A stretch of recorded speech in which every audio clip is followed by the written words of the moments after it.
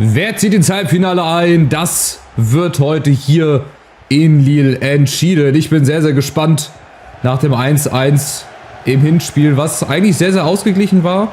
Wobei ich uns da ein bisschen für Stärke empfunden habe, aber heute gilt es nochmal eine Schippe mehr draufzulegen. Ja, Lille auch heute wieder im Pressing unterwegs, das waren sie bei uns im Hinspiel auch schon, aber das haben wir eigentlich ganz gut gemacht. Und ich bin eigentlich auch sehr guter Dinge, dass wir das heute hier hinkriegen. Die haben auch ihr echtes Stadion, sehr schön. Aber ich hoffe, dass uns heute das hier nicht zum Verhängnis wird. Oh, weite Flanke von Kunku. Vielleicht jetzt der erste Abschluss. Wäre wichtig, gleich mal gut reinzustarten. Ja, Miretti. Um die Zeit hat Lille schon 1:0 bei uns geführt, glaube ich. Auch durch einen Fehler von Trapp. Ja, ganz klare Sache. Aber auch Lille hat auf der anderen Seite einen Keeper drin gehabt, der einen schweren Fehler gemacht hat. So. Und wir haben viel Platz über die Außen. Das hatten wir im Hinspiel auch. Also es sind sehr, sehr viele Parallelen zum Hinspiel. Und es wäre schön, wenn wir hier früh 1:0 in Führung gehen. Das würde nämlich dem Spiel eine ganz andere Richtung geben, einen ganz anderen Stempel aufdrücken. Weil dann muss Lille nämlich auch nach vorne kommen. Oh, wir haben sehr, sehr viel Platz. Ja, ist aber auch wichtig, dass wir ein bisschen mehr draus machen als in Stuttgart, wo wir echt nur 0:0 gespielt haben. Ja, zu lange gewartet. Das ist es halt wieder.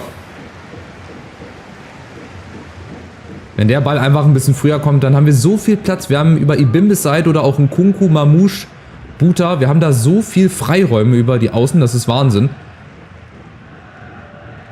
Wir müssen dann natürlich auch die Position halten und dann gehen wir immer wieder sehr, sehr gut ins Gegenpressing. Das gefällt mir bislang richtig gut. Und die Chance jetzt über Orban. Nach Vorlage von Götze. Ja, immerhin Abschluss und ein Eckball. Also es ist richtig gut. Wir kommen gut rein. Das ist ganz, ganz entscheidend. Und Miretti. Vielleicht mal wieder ein Tor nach einer Ecke. Das wäre so ein Moment und ein Spiel, wo wir das gebrauchen könnten. Aber Chevalier ist da. Ich könnte mir vorstellen, dass das wirklich so eine Art Geduldsspiel auch wieder wird. Je nachdem, wie lange es hier 0:0 steht. Es könnte auch in die Verlängerung gehen, ganz klar. Elfmeterschießen, das ist dann auch wieder eine Glückslotterie, aber ich hoffe, dass wir das vor der Verlängerung entschieden bekommen. Achtung, Lille mit der ersten Chance. Oh, da sieht Robin Koch nicht gut aus. Achtung, erste Chance und die Führung durch Jonathan David. Wie im Hinspiel, die allererste Chance genutzt. Ja, weil Robin Koch da den Zweikampf verliert und dann kommen wir auch nicht mehr richtig rein. Ja, dann ist ein Kunku irgendwie draußen hier. Den Zweikampf, den müssen wir ein bisschen konsequenter zu Ende spielen und dann hat David freien Platz. Ja, bitter. Aber egal, weiter geht's. Gar kein Grund, um sich Sorgen zu machen. Wir machen das. Wir haben schon häufiger Rückstände drehen müssen und haben das auch geschafft. Aber jetzt wird es halt auch ein bisschen schwerer, weil jetzt wird sich Lille vielleicht auch ein bisschen hinten reinstellen, wer weiß das schon. Und versuchen auf Konter zu spielen, aber wir haben ja auch den Platz hier, guckt euch das an, Mamouche. Oh, schlechter Ball auf Orban, da muss er entgegenkommen, ich weiß nicht, wo will er hin. Die nächste Chance hier, André beruhigt erstmal das Spiel, aber wir machen da Druck. Wir müssen vorne Druck ausüben, genau so. Und dann haben wir den eigentlich auch schon gewonnen und das verstehe ich genauso wenig. Wir haben den Ball eigentlich, Mamouche, der kann den locker kontrollieren, aber er darf es leider nicht. Dann vielleicht jetzt Götze, Orban, ja. Gut in die Tiefe, aber er kommt da nicht durch gegen Jallo, aber jetzt setzt er sich durch. Genau, mal deinen Körper da rein. Der hat doch einen wuchtigen und bulligen Körper. Und Miretti hat jetzt Platz und auch die Technik. Ja, schade. Aber es wird genauer. Es wird ein bisschen zielstrebiger hier. Oh, wenn das Götze gewesen wäre. Vielleicht. Wer weiß, wer weiß.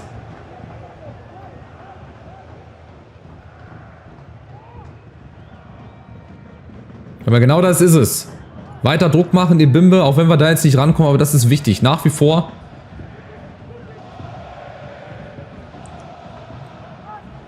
Und wir dürfen auch nicht zu früh hinten die Verteidigung auflösen. Skiri, überragend. Ja, auch wenn er den Ball jetzt leider wieder verliert, warum auch immer. Der läuft hier so viele Wege, das ist Wahnsinn. Aber Achtung, Pacho, ja, sehr gut, ist da. Also ist das ein typisches 0:0-Spiel eigentlich. Das Tor Wie gesagt, der Abwehrfehler da, das darf auch so nicht passieren. Aber Mamouche, oh, bitte nicht. Der ist nicht zu lang im Strafraum. Und jetzt Götze einmal gut mitgenommen und geblockt. Schöne Chance. Weiter, komm, wir sind jetzt dran. Robin Koch mit der Grätsche. Jawohl, da sind wir Erster. Und jetzt ruhig bleiben. Götze mit der Chance. Und da ist er, der Ausgleich. Kurz vor der Pause. Richtig gut zu Ende gespielt und jetzt hatten wir auch mal Glück, dass wir im Pressing den Ball behalten. Normalerweise hätte ich gedacht, oh, Grätsche, da wird der Ball wieder irgendwo anders hin abgefälscht. Aber das war richtig gut. Götze läuft durch, zack, einmal angenommen. Ismaili, der heute von Anfang an spielt, der kommt da auch zu spät und Chevalier auch da ohne Abwehrchance. Also, Hinspielergebnis egalisiert. 1:1, auch hier. Und genauso wie im Hinspiel wird das echt eine sehr, sehr hitzige Partie noch.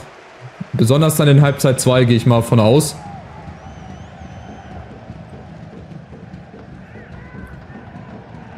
Deswegen vielleicht so eine Führung vor der Pause wäre ja gar nicht so verkehrt. Dann könnten wir Lille noch ein bisschen mehr unter Druck setzen. Achtung. Robin Koch diesmal bitte ein bisschen besser. Zum Ball stehen. Skiri. Oh, war das kein Abseits? Wieder David. Kein Abseits. Und die erneute Führung für Lille. Das gibt's nicht, ey. Die haben wieder 2 Chancen. Echt, du machst das Spiel wie im Hinspiel. Und dann passt du zweimal nicht auf und dann kracht's zum zweiten Mal hier. Das ist halt auch zu einfach. Das geht nicht. Das geht einfach nicht. Das sind zu große Lücken dann auf so einem Niveau. Und David ist halt geborener Torjäger. Nun gut, aber auch nach dem Gegentor, weiter geht's. Wir haben noch eine ganze Halbzeit Zeit. Und jetzt hier irgendwelche Hauruck-Aktionen zu starten, das wäre auch irgendwie doof. Vielleicht kriegen wir es ja noch vor der Pause hin. Ein Angriff nochmal. Oh, schade, dass wir den nicht kriegen. Ja gut, also erstmal Rückstand hier und auch im Gesamtergebnis natürlich. Aber wir sind auch heute nicht die schlechtere Mannschaft. Natürlich 2 Abwehrfehler, das wird auf jeden Fall bestraft auf dem Niveau. Ja, aber ihr seht, weniger Ballbesitz als im Hinspiel, aber auch 6 Schüsse aufs Tor, also das ist schon gut. Nur irgendwann müssen wir dann halt auch aufmachen. Wenn es weiterhin hier 2-1 steht, so ab der 70. würde ich dann mal alles nach vorne werfen wollen. Aber so weit will ich noch gar nicht denken. Wir gucken jetzt erstmal, dass wir möglichst schnell hier zum Ausgleich kommen und Chancen weiterhin rausspielen. Und dass wir vorne Jonathan David irgendwie mal in den Griff kriegen. Oder wir holen ihn zu uns. Ja, man sagt ja immer so schön, if you can't beat them, buy them. Also wenn du sie nicht schlagen kannst, kauf sie. Müssen wir gucken, wie viel Geld wir übrig haben. So, jetzt. Nächster Versuch umzuschalten über Buta. Ja, Ebimbe muss da vielleicht mitlaufen. Ja, was heißt vielleicht? Der muss da mitlaufen, aber das macht Lille leider gut bislang heute. Stehen richtig gut, aber wir auch. Miretti läuft hinterher. Dann gehen sie ins Pressing rein und dann ist das Signal an uns nach vorne. Über Nkunku, über Mamouche, der läuft durch. Ja, jetzt ist er alleine. Oben Orban, ganz unten Ebimbe. Der hat die Chance. Guter Versuch und der ist drin. Sah auch wieder nicht gut aus von Chevalier.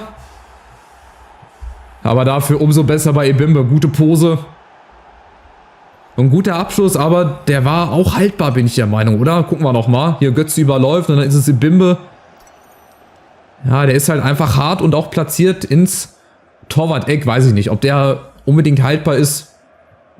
Also im Gegensatz zum Hinspiel ist der auf jeden Fall weniger haltbar als der im Hinspiel. Egal. Also auch den Rückstand haben wir ausgeglichen. 2-2. Und das war auf jeden Fall nicht das letzte Tor. Also wenn das so weitergeht, glaube ich, werden wir noch ein paar Tore sehen. Ich hoffe natürlich für uns. Wir wollen ins Halbfinale. Ich will gegen Ajax spielen. Im besten Fall. Oder gegen Istanbul. Oder gegen Villarreal. Also Villarreal wäre wirklich mein Wunschgegner im Halbfinale, wenn wir es bis dahin schaffen sollten. Oder halt im Finale, wenn wir es bis dahin schaffen sollten. Jetzt haben wir Ebimbe. Mit Götze. Und jetzt Giri mit dem Außenriss, aber er braucht zu lange. Schade. Das wäre, glaube ich, ein guter Schuss geworden.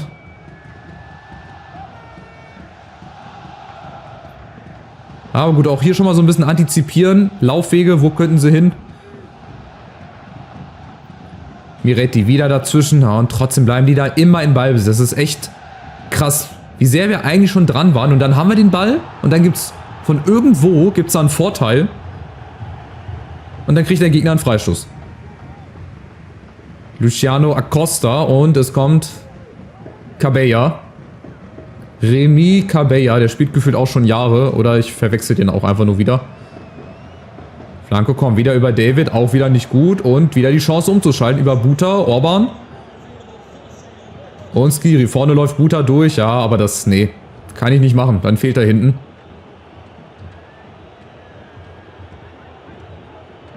Vielleicht jetzt Ibimbe und Buta haben mal die Position getauscht. Oh, schade.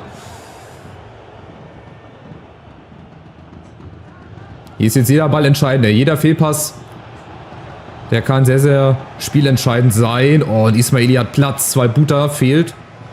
Aber da ist er schon wieder. Macht auch nach vorne hin Druck hier. Wieder gegen 2 Mann, den werden wir auch nicht kriegen. Oh, wir kriegen den und der Schiri pfeift nicht ab. Oh, und dann spielen wir das so aus. Ah, da könnte ich manchmal echt verrückt werden. Das müssen wir einfach besser zu Ende spielen. Der Ball muss vorne ankommen. Ey, Orban muss den einfach nur festmachen. Aber gut, ist nicht. Nächste Chance. Ismaili, Buta. Achtung. Gegen Jonathan David. Guado, Ibimbe flankt. Ach, was? Flankt für Lille oder was? Nee. Steht der Flanke hoffentlich im Weg. Gut verteidigt. Miretti, Ibimbe. Ja, spitzt sich zu. Jetzt noch eine Viertelstunde. Lille wechselt schon mal. Ich hebe mir mal die Wechsel auf für eine gegebenenfalls Verlängerung. Miramon, wer kommt denn da rein? Ach, ist das Umtiti oder was? Ah, Umtiti für die Innenverteidigung, okay. Auch nicht schlecht. So, und dann schauen wir mal, was nach vorne noch geht. Orban, Götze läuft durch, ist gut. Zieht damit einen Verteidiger weg. Und macht für Ibimbe und Buta Platz. Kein Abseits, richtig gut gespielt. So, wer ist jetzt frei? Götze, Mamouche, wer Willin? Götze, Willin, da ist er. Abgefälscht. Aber Abstoß, okay.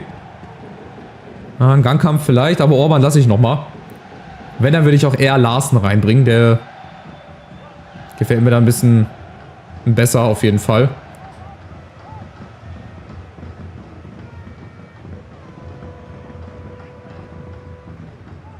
So, und bei Lille weiß ich immer nicht, die wirken eigentlich so unscheinbar. Waren jetzt zweimal vom Tor. Haben daraus 2 Tore gemacht. Und wir sind doch hier eigentlich die bessere Mannschaft. Das wurmt mich so ein bisschen. Dass wir jetzt hier einem unnötigen Remis hinterherlaufen. Aber egal. Es ist ein K.O.-Spiel. Da geht es nur darum, um weiterzukommen. Und egal wie. Da fragt hinterher niemand mehr nach.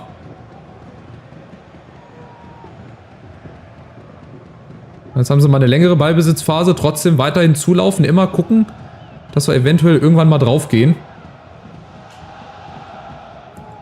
Ja, momentan lassen sie uns ganz gut laufen. Aber so recht nach vorne geht es ja auch nicht. Also da im Mittelfeld, da können sie sich gerne die Bälle zuspielen.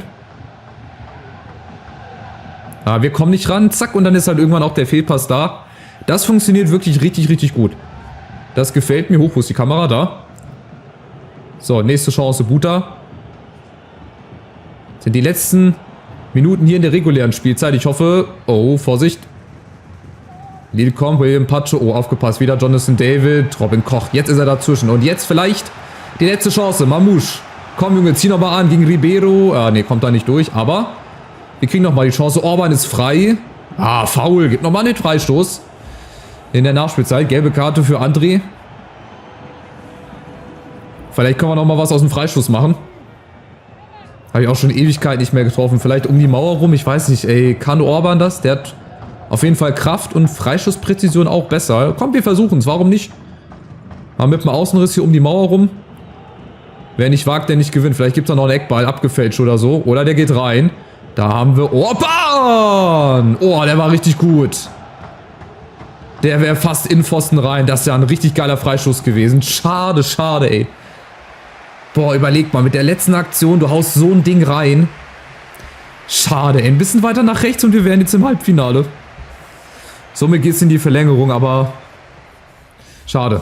War eine gute Aktion. 10 Schüsse aufs Tor. Das ist eigentlich ein Witz, dass wir hier nicht führen. Aber ich muss auch mal gucken aufs Elfmeterschießen. Wie gut ist hier unser Kollege Larsen bei Elfmetern? Muss ich jetzt auch mal gucken. Volleys, Elfmeter, da hat er eine 60. Was hat Orban? Der hat bei Elfmetern, wo sind denn hier Elfmeter, ey? 73, ja. Eigentlich muss ich ihn auswechseln, der ist nicht mehr fit. Aber auf der anderen Seite kann ich mit dem besten Elfmeterschützen nicht auswechseln, das geht nicht. Ich lasse es erstmal so. Also sofern er noch laufen kann, sofern er noch mal einen Schuss abgeben kann aufs Tor, würde ich ihn jetzt ungern runternehmen. Dafür geht aber Jonathan David, der Doppeltorschütze auf der anderen Seite.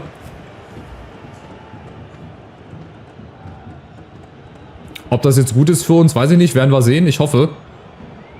Bimbe setzt sich erstmal durch. Da haben wir Orban, außen Kunku. Lauf, lauf, lauf. Dann kriegst du den. Ja, sehr gut. Jetzt ist aber niemand in der Mitte. Bimbe winkt. Der möchte den Ball. Kriegt er auch. Aber so leider nicht. Haraldsson ist jetzt vorne. Das ist der, den ich auch beobachten habe lassen. Der eventuell auch eine Option sein könnte. Das ist wahrscheinlich auch einer von vielen, die ich mir dann mal angucken werde. Aber der hat ein gutes Potenzial. Junger Mann, hat schon eine gute Stärke. So als hängende Spitze, warum denn nicht? Schauen wir mal, was wird. Und schauen wir mal, was sich hier noch so ergibt. Also Lidl, wie gesagt, ich traue dem Ganzen nicht. Die wirken so unscheinbar. Und Kunku wieder dazwischen, sehr, sehr gut. Aber die brauchen dann wahrscheinlich nur eine Aktion oder wir. Komm, Orban, holt die letzten Kraftreserven nochmal aus sich raus. Ibimbe, ja, und zieh aufs Tor. Komm, Junge, du hast Platz. Ah, und Götze wäre da gewesen, schade.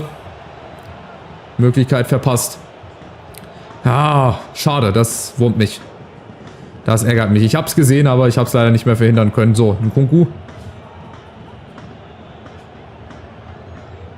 Schönes Ball hin und her geschieben und jetzt haben wir Platz. Mit Buta, Ibimbe vielleicht zum Doppelpass oder Miretti. Miretti, Ibimbe. Wer will nochmal? Wer hat noch nicht? Ibimbe will, aber ja, wir kriegen den Einwurf. Wie gesagt, es spitzt sich zu hier. Das ist ein Viertelfinale. Hier geht's um was. Miretti mit der Flanke. Ibimbe, komm, muss er haben. Hat er nicht. Aber Buta gibt nochmal den Einwurf. 1 Minute auch hier nur oben drauf. So, Miretti, Buta, ja. Und jetzt, komm, Orban muss sich absetzen. Da ist er. Da ist Orban. Aber da ist auch wieder ein Verteidiger. Mit verschränkten Armen, konzentrierte Miene nochmal ein Eckball. Komm. Das wäre so wichtig. Skiri oder so oder Orban selber. Da ist er. Da ist Orban. Knapp. Tja, weiter geht's. Zweite Hälfte der Verlängerung. Wir müssen ja eigentlich längst führen. Also wir haben so viele Chancen. Wir sind so hoch überlegen. Das gibt's gar nicht. Obwohl wir gar nicht so viel Ballbesitz haben. Aber 12 Schüsse, das spricht eigentlich schon Bände. Pah, was mache ich jetzt, ey? Warum ist Skiri eigentlich so fit? Was macht der Typ? Hat er vielleicht einen anderen Fokus? Aber ich habe eigentlich alle anderen auch auf denselben Fokus. Wen habe ich denn noch als Rechtsverteidiger? Ich könnte Max dahin stellen. Ich glaube, das mache ich mal zumindest. Aber vorne bin ich mir echt nicht sicher. Wenn ich den besten Elferschütze hier rausnehme. Nicht, dass mir das um die Ohren fliegt. Was hat ein Gangkam da bei Elfmeter? Ein Gangkam hat eine 70 immerhin. Larsen hat eine 60. Dann würde ich eher jetzt einen Gangkam mal reinbringen. Ich blicke halt so ein bisschen aufs Elfmeterschießen einfach, ne? Also...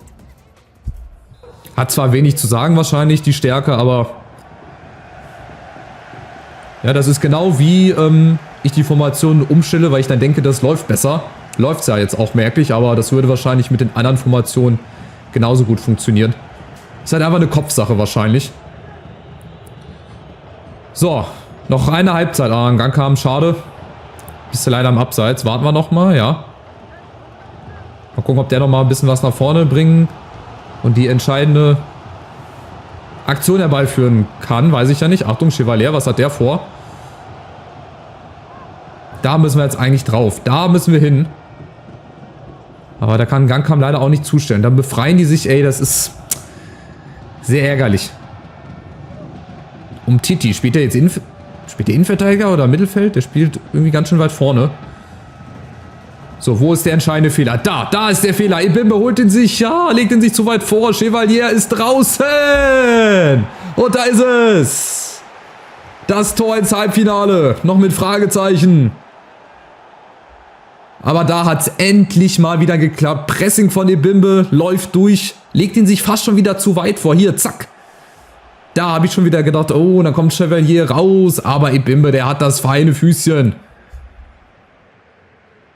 Der hat wirklich das feine Füßchen. Guckt vorher nochmal hoch, wo er stehen muss. Oder beziehungsweise wo der Keeper steht. Und dann ist der nicht zu halten.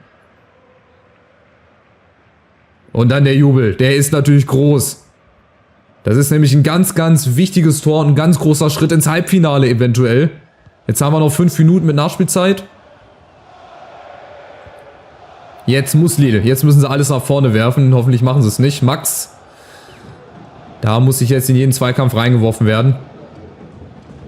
Egal wie wer das tut. Achtung, Robin Koch. Ja, da muss auch ein Fallrückzieher hin, Götze. Jetzt nicht rumtricksen hier. Das könnt ihr gerne wieder im Training machen, aber jetzt nicht. Nicht in so einem Spiel. Und ein Kunku. Ja, der zieht nochmal an. Mamouche vorne kriegt den Ball. Ja, das war Abseits, oder? Nee, war kein Abseits. Und das war ein Foul. Und jetzt ist entscheidend. Im Strafraum oder nicht? Auf der Linie oder nicht? Weil dann müsste es eigentlich... Also es gibt Rot auf jeden Fall für Ribeiro. Und dann gibt es auch wahrscheinlich Elfmeter, oder? Es sah so aus, als ob der auf der Linie gefoult wurde. Beziehungsweise knapp im Strafraum. Ja, ich glaube Elfmeter. Das sieht mir schwer nach Elfmeter aus, oder? Ne, es gibt Freischuss. Also hat er Glück gehabt. Kurz davor. So, aus dem Winkel. Wen haben wir denn da? Ja, gut. Schusskraft Max können wir mit dem Außenriss probieren. Skiri wäre auch nochmal da. Ebimbe. Aber wir machen es jetzt mit Götze. Komm, wir ziehen ihn hier rum. So gut es geht am Keeper vorbei. Ey, das kann doch nicht so schwer sein. Komm, hau den jetzt rein. Ab ins Halbfinale. Götze, 120. Minute. Wieder Pfosten. Und der Keeper noch mit dazu. Nun gut, aber das wird es gewesen sein. Wir haben jetzt noch eine halbe Minute. Das reicht. Das ist jetzt der letzte Eckball. Nochmal Skiri, der da nicht rankommt, geklärt. Und dann ist es geschafft. 3:2 nach Verlängerung in Lille. Ein großer Kraftakt, aber am Ende, glaube ich, hoch verdient. Wir hätten es auch schon nach 90 Minuten klar machen können. Da hätte Orban ein bisschen genauer zielen können. Aber Ebimbes feines Füßchen bringt uns also ins Halbfinale.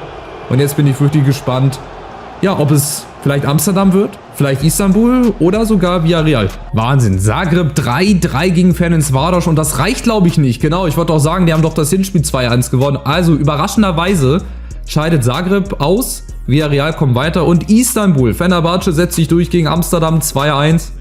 Also wir können ganz schöne Kracher kriegen. Auch Ferencváros, die zählen jetzt auch zu den Favoriten. Weil wer Dynamo Zagreb raushaut, das muss er auch erstmal hinkriegen. Dann würde ich jetzt gerne Villarreal bekommen. Wenn ich mir einen Gegner wünschen darf, dann würde ich jetzt gerne gegen Villarreal spielen. Alleine wegen dem Stadion. Und dazwischen haben wir Augsburg. Also ihr seht, Liga-Alltag ist auch wieder da. Dann die Bayern, die eigentlich schon Meister sind. Von daher bin ich sehr, sehr gespannt. Auch hier kriegen wir wieder ein bisschen Preisgeld. Sehr, sehr gut. Robin Koch auf Energie konzentrieren. Gut, Fokus auf Energie. Hier auch ausgeglichen mache ich mal. Fokus auf Energie. Schauen wir mal, dass die wieder halbwegs fit werden. Vor uns liegen noch wichtige Spiele. Wahnsinn, dann geht unsere Europareise weiter. Und jetzt bin ich sehr, sehr gespannt, wen wir kriegen. Vielleicht mein Wunschgegner. Und es ist, nein, Ferencváros geworden. Also Villarreal gegen Fener, das andere Halbfinale. Und wir gegen Ferencváros. Ich bin gespannt. Auch da machen wir mal eine kurze Gegneranalyse. Schauen wir mal rein, wen die alles so haben. Ich glaube, die haben gar keine eigene Stopp. Die haben gar keine Liga, oder? Aber die müssen ja hier irgendwo vertreten sein. Oder gibt es die ungarische Liga? Ne, gibt es auch gar nicht. Ich glaube, die sind hier vertreten. Rest der Welt, Helsinki, hier, Ferencváros. Wen haben die so, dass die so stark sind? Ey, kennt man da einen? Aber egal, Hauptsache die funktionieren als Team. Da sind die Namen eigentlich egal. Also bislang sagt mir niemand was. Hier, Listesch, der sagt mir was. Der kommt ja auch zur Eintracht. Nächstes Jahr im Sommer, das ist der Sohn von dem ehemaligen Stuttgarter Listesch. Da weiß ich jetzt leider nicht, wie der mit Vornamen heißt. Der soll auch gut sein. Offensiv variabel einsetzbar, macht viele Tore, gute Vorlagen, hat eine feine Technik. Also da bin ich auch sehr, sehr gespannt. Ne, also den kenne ich. Ansonsten kenne ich niemanden.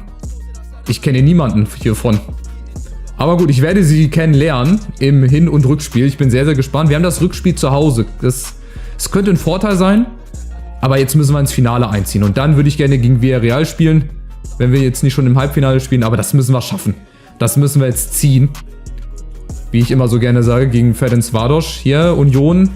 Wie gesagt, wenige Punkte hinter uns. Wolfsburg, die verabschieden sich eigentlich schon so langsam. Ach, wobei, nee. Im Kampf um Platz 4 vielleicht, aber Platz 5. Ja, heiße Phase. Noch 5 Bundesligaspiele. Maximal noch 3 Spiele in der Conference League und vielleicht sogar ein Titel am Ende. Also, lasst nochmal ein Like da. Kostenloses Abo. Bleibt dran. Es wird spannend. Es war spannend und ja, es bleibt auf jeden Fall spannend. Macht's gut. Ciao, ciao.